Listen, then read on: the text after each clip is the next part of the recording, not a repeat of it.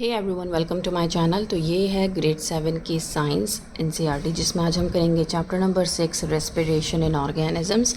Respiration, हम कैसे respire करते हैं वो पढ़ेंगे। ऑर्गेनिज्म मतलब हम अपना छोटे छोटे एनिमल्स, तो उनके बारे में हम पढ़ेंगे आज। So one day Bhujo was eagerly waiting to meet his grand parents who were coming to the town after a year.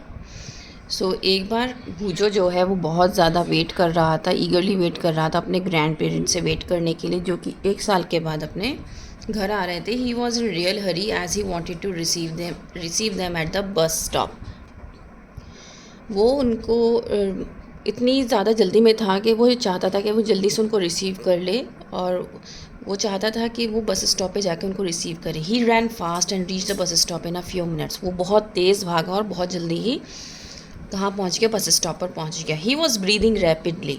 His grandmother asked him why he was breathing so fast. Boojho told her that he came running all the way. अब वो इतनी तेज़ तेज़ सांस ले रहा था। जब हम भागते हैं तो भागते वक्त हमारी जो सांस है, जो हमारी स्पीड है, क्योंकि हमें ऑक्सीजन जो है वो बहुत ज़्यादा चाहिए होती है जब हम दौड़ रहे होते हैं या जब हम एक्सरसाइज कर रहे होते हैं। तो यहाँ पे भी बूझो ने क्या किया, वो दौड़ के गया तो उसकी जो सांस है उसको बहुत ज़्यादा सांस चढ़ रहा था। तो उसकी ग्रैंड मदर ने पूछा, भाई तुम ऐसे हाफ क्यों रहे हो? तो ही सेड कि मैं भाग कर आया हूँ। But the question got stuck in his mind. He wondered why running makes a person breathe faster. अब उसके दिमाग में क्वेश्चन अटक गया कि ऐसा क्यों हुआ कि जब मैं तेज़ भागा तो मैं जो सांस था मैं बहुत जल्दी जल्दी लेने लगा। The answer to Pooja's question lies in understanding why we breathe. अब इसका आंसर इस चीज़ में छुपा है कि आपको ये पता होना चाहिए कि हम सांस लेते क्यों हैं। Breathing is a part of respiration. Let us learn about respiration. So breathing respiration का पार्ट है और आज हम उसी के बारे में पढ़ने वाले हैं। तो सबसे पहले इस पैराग्राफ से आपको ये समझ में आना चाहिए कि जब हम तेज़ भागते हैं या रैपिडली कोई काम करते हैं, किसी तेज़ मतलब ऐसा काम करते हैं जिससे हमारा सांस फूलता है, सांस चढ़ता है, दैट मीन्स हमें ऑक्सीजन की जो ऑक्सीजन जो है वो हमें ज़्यादा चाहिए होता है। जैसे भागते वक्त हमारी बॉडी को ऑक्सीजन ज़्यादा चाहिए होता है, इसलिए हम बहुत तेज़ तेज़ जल्दी जल्दी सांस लेते हैं। वाई डू वी रेस्पायर, हम सांस लेते क्यों हैं? In chapter 2 you learn that all organisms are made of small microscopic units called cells. ये हम जानते हैं कि जो हम ऑर्गेनिजम्स हैं वो हम छोटे छोटे सेल से मिलकर बने हैं। A cell is the smallest structural and functional unit of an organism. Each cell of an organism performs certain functions such as nutrition, transportation, excretion and reproduction. So आपको पता होना चाहिए कि हर एक ऑर्गेनिज्म में एक स्ट्रक्चर है सेल का, ठीक है। जैसे सेल से क्या बनता है, एक छोटा सा सेल क्या करता है, हमारी पूरी बॉडी में इतने छोटे छोटे ऑर्गन्स जो हैं, डिफरेंट डिफरेंट ऑर्गन्स जो हैं, वो हर एक ऑर्गन क्या बना है, सेल से ही बना है, ठीक है ना। जैसे टिश्यू, सेल से टिश्यू, टिश्यू से ऑर्गन, ऑर्गन से ऑर्गन सिस्टम, राइट। तो यहाँ पर भी यही कहा गया है कि हर एक सेल का एक अपना फंक्शन होता है। जो सेल हमारे ब्रेन में है ना, वो सेल डिफरेंट है, उसका फंक्शन डिफरेंट है। जो सेल मेरे हैंड में है उसका फंक्शन डिफरेंट है, क्योंकि मेरे हैंड्स का काम डिफरेंट है, राइट। तो हर एक सेल का जो फंक्शन होता है वो कम्प्लीटली डिफरेंट होता है, ठीक है। हर एक सेल ऑर्गेनिज्म में जब होती है तो उसका कुछ स्पेसिफिक फंक्शंस होते हैं जो वो परफॉर्म करती है, जैसे कि nutrition, respiration, excretion, transportation, reproduction. तो ये सारे हमारे फंक्शंस जो हैं वो सेल के ही होते हैं। To perform these functions the cell needs energy. इन फंक्शंस को परफॉर्म करने के लिए सेल को एनर्जी की ज़रूरत होती है। जब हम खा रहे हैं, सो रहे हैं, पढ़ रहे हैं, हर वक्त हमें एनर्जी चाहिए होती है। आपने देखा होगा कई बार हम ना खाना खाए बगैर सो जाते हैं। किसी दिन गुस्से में सो गए, मम्मा से बात नहीं कर ली इसके, आज मुझे खाना नहीं खाना, मैं सो गई, ठीक है। तो क्या होता है, बीच में हमें भूख लगती है और भूख से हमारी क्या होती है, आँख खुल जाती है। आपने कभी सोचा ऐसा क्यों हुआ है? आपको भूख क्यों लगी, क्यों आपकी आँख खुली, क्यों आपने रात में उठ के खाना खाया? क्यों? क्योंकि जब आप सो रहे होते हो तो आपकी बॉडी क्या करती है, जो जितने भी डैमेज्ड सेल्स होते हैं उनको रिपेयरिंग का काम करती है। आपकी बॉडी 24 घंटे काम करती रहती है। तो उस टाइम पे क्या है, उस टाइम पे सेल को एनर्जी की ज़रूरत होती है। अब वो एनर्जी, आपने तो खाना खाया नहीं तो एनर्जी मिलेगी कहाँ से? तो फिर उस टाइम पे क्या कहता है, बॉडी कहती है भाई उठो उठो उठो, खाना खाओ, कुछ खाओ, मुझे एनर्जी चाहिए, मुझे अपने डैमेज सेल्स को रिपेयर करना है। तो आप उठते हो, खाना खाते हो, है ना। But where does this energy come from? अब ये एनर्जी आती कहाँ से है? Can you say why your parents insist that you should eat regularly? The food has stored energy which is release during respiration. तो यही बात मैंने आपको बताई कि खाना खाने से जो एनर्जी आपको मिलती है वो हमारी बॉडी में स्टोर हो जाती है, और जब हमारे सेल्स डिफरेंट फंक्शंस परफॉर्म कर रहे होते हैं तो उस एनर्जी को यूज़ करते हैं। Therefore all living organisms respire to get energy from food। तो इसीलिए हर एक ऑर्गेनिज्म जो है वो रेस्पायर करता है ताकि वो फूड से एनर्जी ले सके। During breathing we breathe in air, you know that air contains oxygen, we breathe out air which is rich in carbon dioxide. The air we breathe in is transported to all the parts of the body and ultimately to each cell. In the cells, oxygen in the air helps in the breakdown of food. So basically हमें पता है कि जो हम oxygen ले रहे हैं, inhale कर रहे हैं, वो होती है आपकी जो हम इनहेल कर रहे हैं एयर, वो होती है ऑक्सीजन, और जो हम एक्सेल आउट कर रहे हैं वो होती है कार्बन डाइऑक्साइड। जब हम ऑक्सीजन लेते हैं तो वो हमारी सेल्स में जाती है, और सेल्स का क्या फंक्शन होता है, हर एक सेल का डिफरेंट फंक्शन होता है। तो वो छोटे छोटे सेल्स में क्या करती है, ट्रांसपोर्ट करती है। हमारी जितने भी बॉडी पार्ट्स में सेल्स हैं, पूरी बॉडी में हमारे डिस्ट्रीब्यूट हो जाती है ऑक्सीजन, और अल्टीमेटली वो क्या करती है, अपने फंक्शंस को परफॉर्म करती है। जैसे कि ब्रेक डाउन ऑफ फूड एक फंक्शन है ऑक्सीजन का। The process of breakdown of food in the cell with the release of energy is called cellular respiration। वो प्रोसेस जिससे खाना ब्रेक डाउन होता है सेल में, एनर्जी रिलीज़ होने पर, उसको कहते हैं cellular respiration. Cellular respiration cell से याद रखना, क्योंकि ये जो ब्रेक डाउन ऑफ फूड हो रहा है कहाँ हो रहा है, सेल में हो रहा है, इसलिए इसको सेल्यूलर रेस्पिरेशन कहा गया है। ठीक है, सेल्यूलर रेस्पिरेशन सेल्स में होता है, ऑर्गेनिजम्स की सेल्स में सेल्यूलर रेस्पिरेशन होता है। In the cell the food glucose is broken down into carbon dioxide and water using oxygen. अब सेल में क्या होता है, फूड जो है, जो ग्लूकोज की फॉर्म में हमारी बॉडी में स्टोर रहता है, वो ब्रेक डाउन हो जाता है कार्बन डाइऑक्साइड और वाटर में ऑक्सीजन यूज़ करके, in the presence of oxygen. और जब ये ब्रेक डाउन ऑफ ग्लूकोज होता है, वो क्या करता है, इस प्रोसेस को क्या कहते हैं, एरोबिक रेस्पिरेशन। मतलब जब break down of food oxygen use करके हो रहा है तो एरोबिक रेस्पिरेशन, जब break down of food oxygen के बिना हो रहा है तो हम कहते हैं उसको एनेरोबिक रेस्पिरेशन। तो ये दो तरह के रेस्पिरेशन है, एरोबिक एंड एनेरोबिक। एरोबिक मतलब जिसमें ऑक्सीजन यूज़ हो रहा है जब ब्रेक डाउन ऑफ फूड हो रहा है। एनेरोबिक मीन्स जब ब्रेक डाउन ऑफ फूड हो रहा है without oxygen. So now you can see glucose oxygen की प्रेजेंस में ब्रेक डाउन हो रहा है तो आपको क्या मिल रहा है, carbon dioxide plus water plus energy. ठीक है, you should know that there are some organism such as yeast that can survive in the absence of air. तो आपको पता होना चाहिए यहाँ पे कुछ ऐसे ऑर्गेनिजम्स होते हैं जो कि सर्वाइव करते हैं एयर की एब्सेंस में भी, उनको हम कहते हैं एनेरोब्स। क्योंकि एयर में क्या होता है, ऑक्सीजन, हमने अभी पढ़ा है।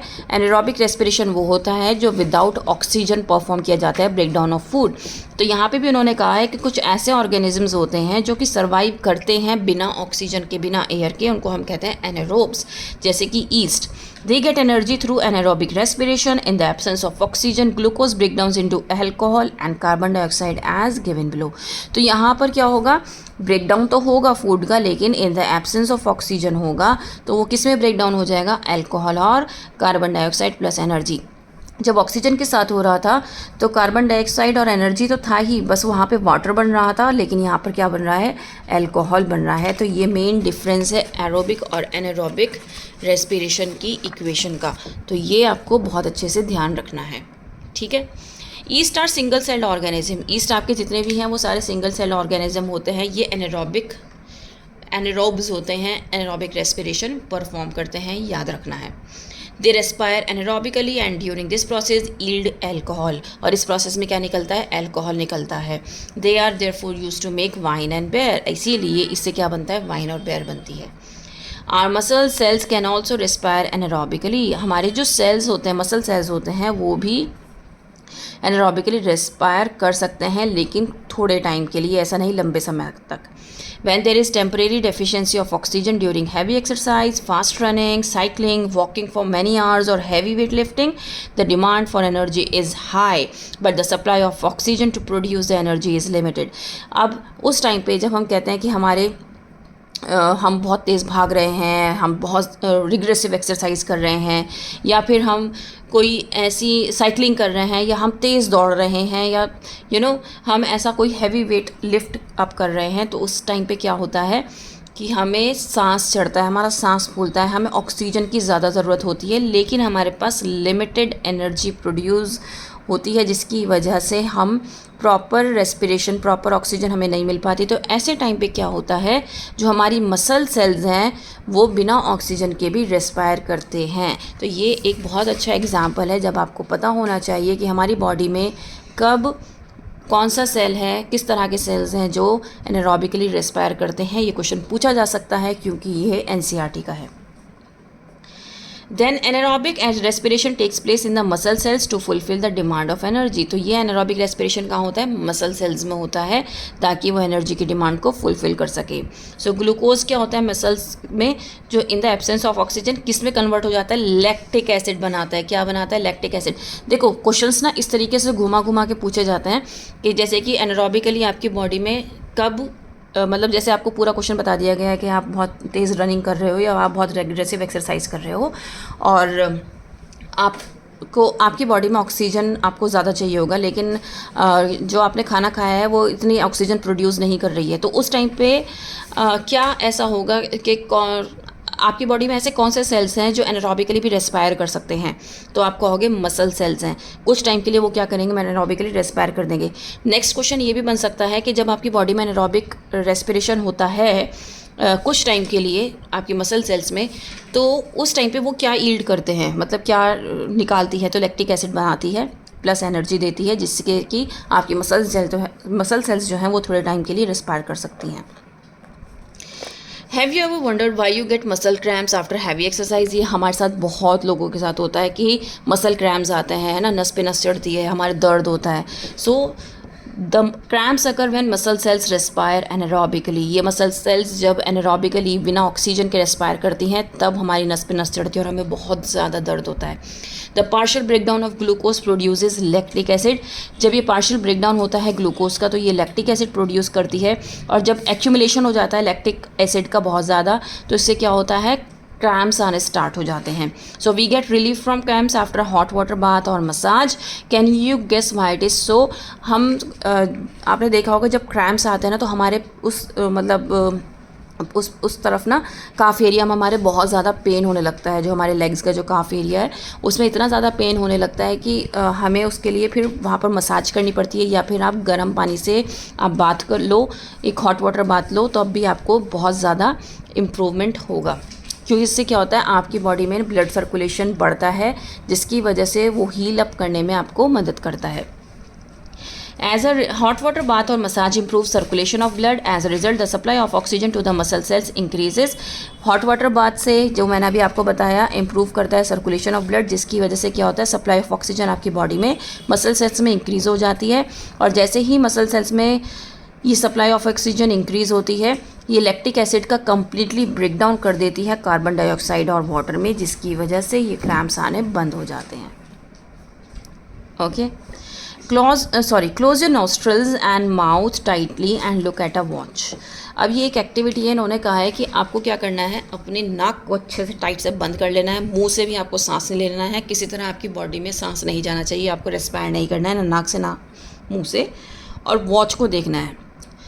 अब आपको ये देखना है कि आप कितनी देर तक अपना मुंह और नाक बंद करके रह सकते हो।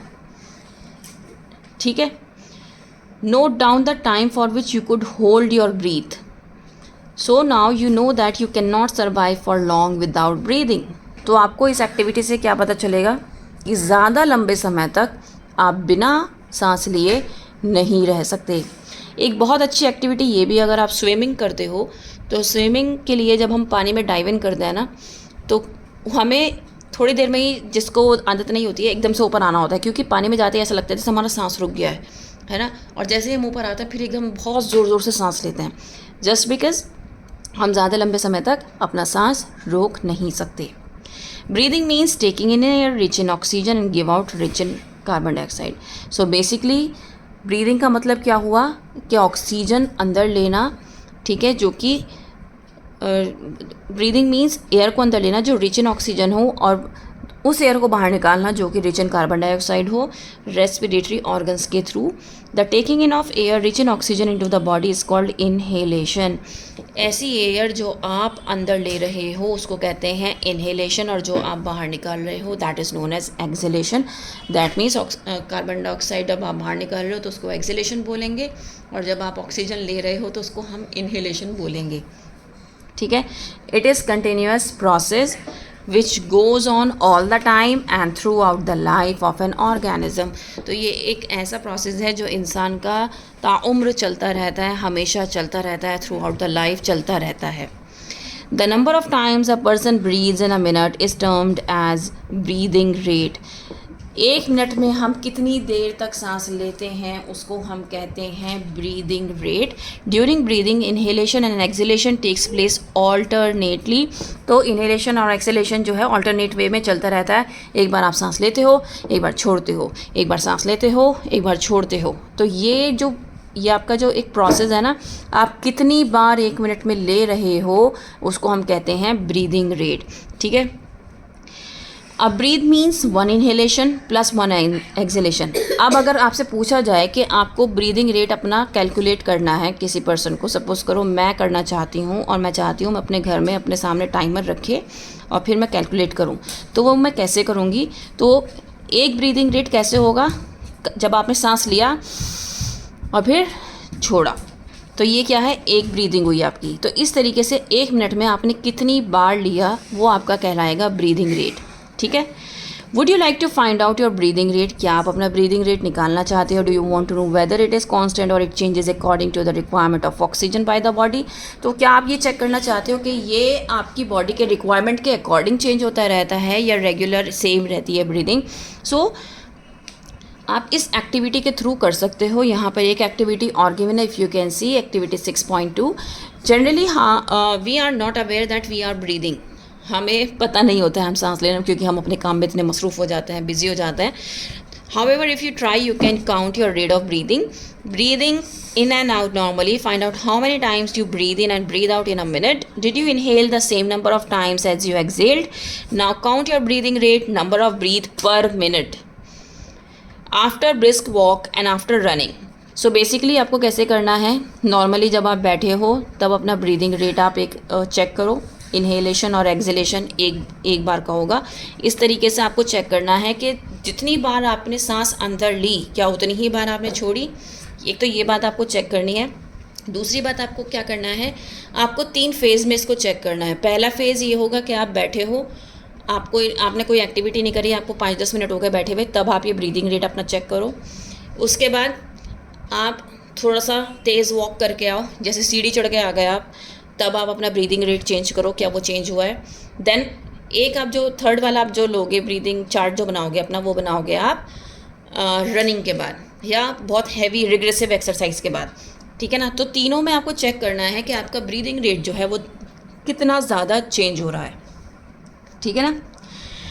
Breathing, record your breathing rate as soon as you finish and also after the complete rest लेने के बाद भी करना है। Tabulate your findings and compare breathing rates under different conditions with those of your classmates. तो इस तरीके से आपकी मैंने 4 कंडीशंस बता दी, एक तो रेस्ट के बाद भी मैंने आपको बता दी, चौथी ये है और बाकी ये 3 मैंने स्टार्टिंग में बोला था, ठीक है।